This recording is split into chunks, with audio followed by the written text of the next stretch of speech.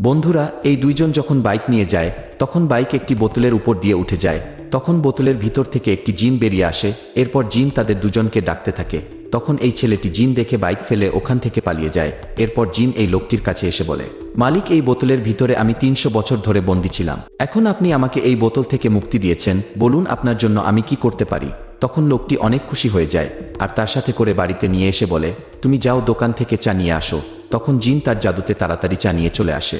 এরপর দুজন মিলে চা খেতে থাকে। তারপর লোকটি জিনকে দিয়ে তার হাত পা টিপে নেয়। কিছুক্ষণ পরে জিন বলে, মালিক, আপনি আমাকে এটা কোনো কাজে লাগিয়ে দিলেন, আপনি বড় কিছু চান। তখন লোকটি বলে, আমার জন্য অনেকগুলো টাকা নিয়ে আসো। তখন জিন পুরো 5 লাখ টাকা নিয়ে এসে লোকটিকে দেয়। এরপর লোকটি বলে, গ্রামে যাওয়ার জন্য আমার একটা বাইক লাগবে। তখন জিন তার জন্য একটি বাইক নিয়ে আসে। এরপর লোকটি বলে, আমাকে একটি প্রাইভেট হেলিকপ্টার নিয়ে এসে দাও। তখন জিন যা করলো তা দেখার আগে ভিডিওটি লাইক করে দাও, চ্যানেলটি সাবস্ক্রাইব করে দাও। লাস্টে জিন প্রেরেশান হয়ে আবার বোতলের ভিতরে ঢুকে